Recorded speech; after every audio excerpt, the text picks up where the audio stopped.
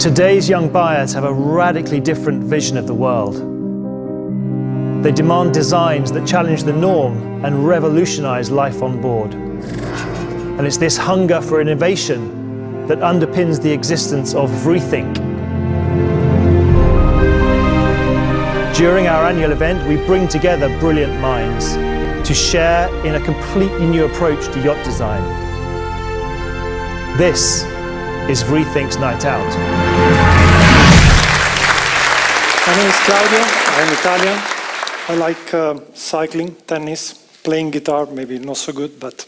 And when it comes to my profession, I am a little bit, it's a bit difficult for me, because if I tell you I design light, maybe it doesn't make any sense to you. So I collected a few ideas about my friends and relatives. I do like what my kids think I do. For my wife, I just change bulbs, but never mind. It's a very difficult job at the end of the day. So basically, I would like to talk about light tonight to you and why we should care about light. But when I say light, what do you think is the first thing you think about? Any idea? What do you think? Light, what is for you light? Visibility, okay, but physical things? Usually we think about a bulb, an LED, something that is real, but actually we should think about the first source of light, which is the sun. And we should think about the quality of the light that the sun delivers. We are so used about this light that surrounds us every day that we take it for granted, but we should not, because there are so many features on the quality of light that if we don't care, you just sit down, relax, do nothing. But instead, in my opinion, we should care about light. So if we care about light, it will be nice to understand why we care so much about mobile phones and we know everything about them, but nothing about the performance of the light. And when it comes to light, we usually compromise. So we compromise because we think that every light is the same, but it is not true. And light is important because it relates to our health and well-being. But what are the main features of light to say this is now good and this is bad? Here, for instance, I'm sure you won't eat the fruit on the basket on the right. Will you? Probably not. But this is an example of how light can change things. How many times have happened to you that you enter into a shop and ask the shop assistants, can I bring the jumper outside to check the real color? So this is one example. Another example is the different color temperatures. In this area here, we have 5 lights and every one of them has a different color temperature. I would not even able to choose my socks under this light. So this is terrible. Another example is the distribution of light. In this example here, we have 40 downlighters in a space of maybe 20 square meters. It's just too much and it's a waste of money. We don't need that much. And the result is you look like you are in a supermarket. This is not good. Another example is when we talk about the glare. Every single point is here, points the light directly into your eyes. And what do? You just turn around, or you try to cover yourself, or maybe you wear sunglasses. But we don't want to wear sunglasses, right? So probably it's not a good idea. So I would like to bring your attention to CRI, to light distribution, to glare, to all these things that we discussed so far, and challenge you to be more demanding and think forward.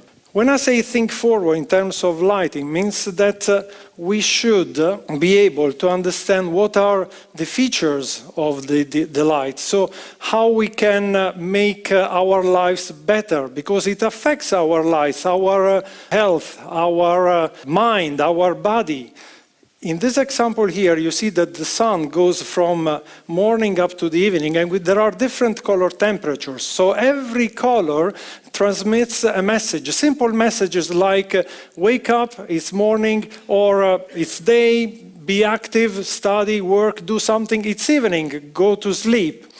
If we translate this into a graph, we can see a lot of blues during the day and a lot of reds in the evening.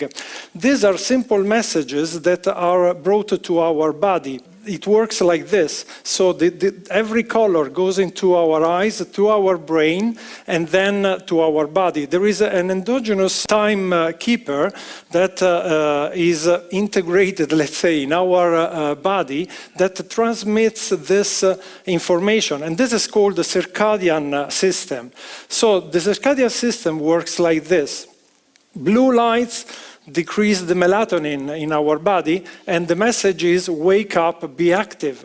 Warm white increases the melatonin, and the message is, okay, now it's time to relax, chill out, go to sleep. This is why, for instance, in mobile phones, you have the feature like called night shift or something like that. And for exactly this reason, you have to have a good artificial light, because if we disrupt, if we alter the circadian rhythm, then we have problems like weight gain. In some cases, for big exposure to blue light, we also have breast cancer. We know this, we do this every day, and this is not good. We give our body the wrong message at the wrong time with this blue light. But it's not just a smartphone, it's also about every light we are surrounded by. So what is the message? The message is do not line up. Just do not follow the one in front of us. Be different. And this means do not compromise. Look for the best quality light. This means also ask an expert, ask a consultant. And why? Because when you're sick, you look for the best doctor, the best specialist, and the same is with light, because light is complex. Light is a field, an interdisciplinary field that combines, merges together science, technology, and human. It's a field where human and art defines the relationship between the space and the user. So it's very, very complex, and this is why we should care about light. Thank you.